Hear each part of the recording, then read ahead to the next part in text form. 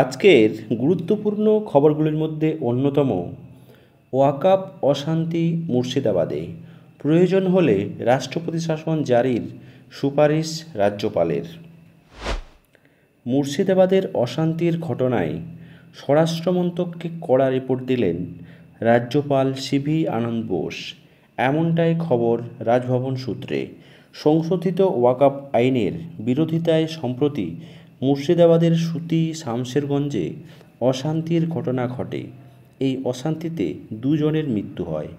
আতঙ্কে বাড়িঘর ছেড়ে অনেকেই পার্শ্ববর্তী জেলা মালদায় আশ্রয় নেন। পরিস্থিতি খতিয়ে দেখতে রাজ্যপাল বোস মালদা ও মুর্শিদাবাদে গিয়েছিলেন।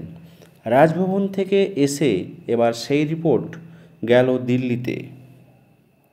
সূত্রের খবর, রিপোর্টে রাজ্যপাল উল্লেখ করেছেন, এই হিংসা পূর্ব পরিকল্পিত বলে মনে হয়েছে তার। পরিস্থিতি সামাল দিতে স্থানীয় প্রশাসন ব্যর্থ বলেও স্বরাষ্ট্রমন্ত্রককে পাঠানো রিপোর্টে রাজ্যপাল সিভি আনন্দ বোস উল্লেখ করেছেন বলে খবর।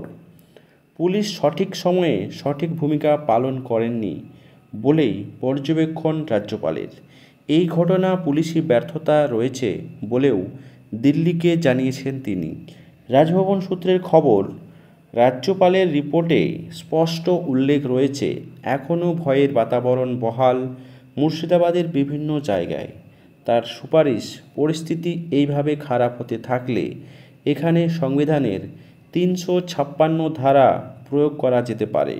সংবিধানের ৩৫৬ ধারা অনুযায়ী রাজ্যপাল বা রাষ্ট্রপতি যদি মনে করেন সংবিধান মেনে সরকার পরিচালিত হচ্ছে না, আইন শৃঙ্খলা পরিস্থিতির চূড়ান্ত অবনতি ঘটছে, তাহলে রাষ্ট্রপতি শাসন জারি করা যায়। একই সঙ্গে রাজ্যপালের রিপোর্টে উল্লেখ করা হয়েছে, এখনও জেলায় ভয়ের বাতাবরণ রয়েছে। মানুষের আত্মবিশ্বাসে বাড়তে সংবিধান অনুযায়ী ব্যবস্থা নেওয়া হোক। দুদিন আগেই শামশেরগঞ্জ থানায় 2 পুলিশ আধিকারিককে সাসপেন্ড করা হয়েছে। তাদের বিরুদ্ধে বিভাগীয় তদন্ত চলছে। এপ্রিলে মুর্শিদাবাদ পুলিশ জেলার এসপি সূর্যপ্রতাপকেও বদলি করা হয়। সোমবার মুর্শিদাবাদে ফের যাচ্ছেন রাজ্যের মুখ্যমন্ত্রী মমতা বন্দ্যোপাধ্যায়। তার ঠিক 24 ঘন্টা আগেই সামনে এলো রাজ্যপালের এই রিপোর্ট। তবে এ কথা কিন্তু পরিষ্কার, বর্তমান পরিস্থিতি অনেকটাই স্থিতিশীল। তাই এই মুহূর্তে সেই সব জায়গায় কিন্তু কোনো রকম রাষ্ট্রপতি শাসন লাগু না হওয়ারই কিন্তু কথা। সেটাই কিন্তু মনে হচ্ছে বর্তমান পরিস্থিতি অনেকটাই কিন্তু নিয়ন্ত্রণে চলে এসেছে।